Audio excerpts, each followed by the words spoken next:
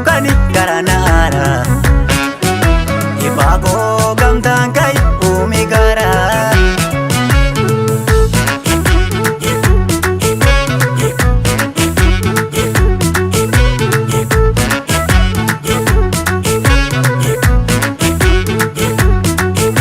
Volcano go humna kesa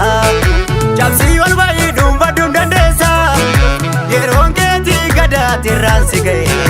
Sidu kajira lamin sifana bayi Sidu kajira gamta sifana bayi Sidu kajira lamin sifana bayi Sidu kajira gamta sifana bayi Sidu kajira lamin sifana bayi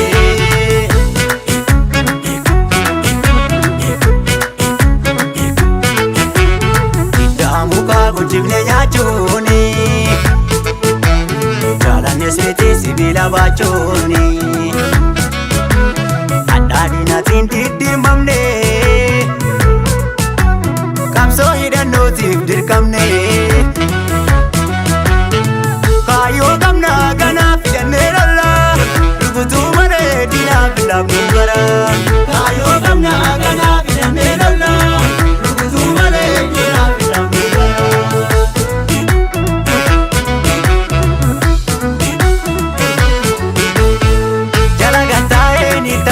Goda ko dina anjesu chubu kabu goda ko jalaga tae halela de goda ko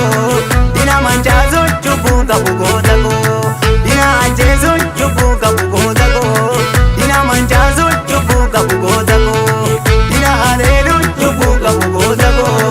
dina manjazu chubu kabu goda ko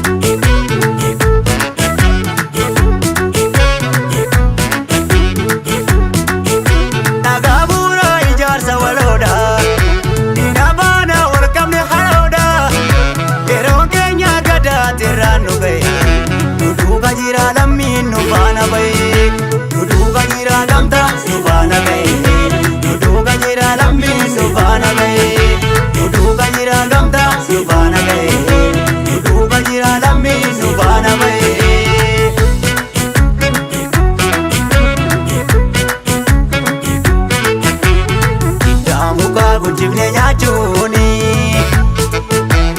Jaalanne seeti sibila baachuni Addaadhinaatiin diddiirmamne Qabsoo hidhannootiif dirqamne Kaayyoo qabna kanaaf hidhannee lolla Rukutuu malee diinaaf laafnu gara Kaayyoo qabna kanaaf hidhannee lolla Rukutuu malee diinaaf laafnu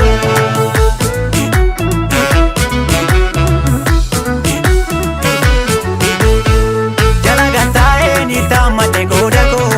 dina anjesu chubu kabu goda ko jalaga tae halela de goda ko dina manjazu chubu kabu goda ko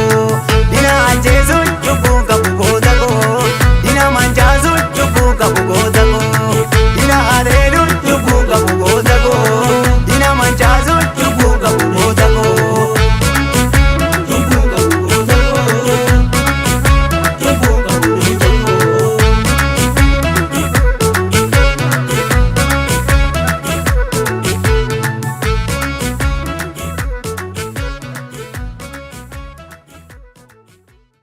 Nani kan Riphaa Surra jalan kapsori kan tadara galmaan ni keenya Olaltuuf gatuuf bakkallaan beelaaf dheebuun jilbeeffan Fayar tartara afaan qabee jiljaarame afaan qabee dindigni Oromiyaa walabaa ni ijaarra Hanga Oromiyaan bilisoomtuuf falma lakkifnu